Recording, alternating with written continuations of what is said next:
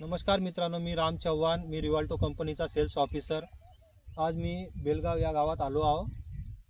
तर यांनी आपलं नाव प्रकाश कातकर साहेब यांनी रुद्रा 333 ही फवारणी केली आहे. तर आपण फवारणी कशा प्रकारे केली आणि त्यांना रिझल्ट कशा प्रकारे मिळाला हे आपण त्यांच्या सोबत जाणून घेऊयात.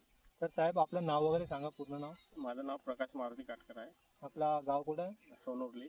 सोनोर्ली. हां.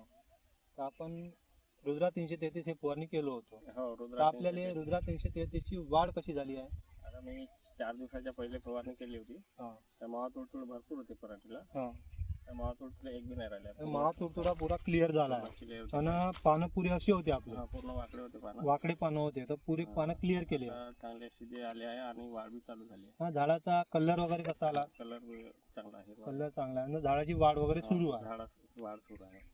हा, झाडाचे फांदे वगैरे घेत आहे का? झाडं वगैरे चांगले आहे? हो, छान आहे. मला चांगली वाटली. तर पाहून घ्या तुम्ही पराठी वगैरे कशी आहे. पहिलीची पराठी पुरा चुडा वगैरे होता, तर आता पराठी कशी आहे ते पाहून घ्या. साफ आहे दिसत आता. काहून तर दिसत नाही आहे. तर खालचे पानाच्या खालते पण बहुत होते. काही आहे का चुडा वगैरे, मावा वगैरे? मावा वगैरे कमी झाला आता पुरा. कमी झालं. 4 दिवस झाले सुरू.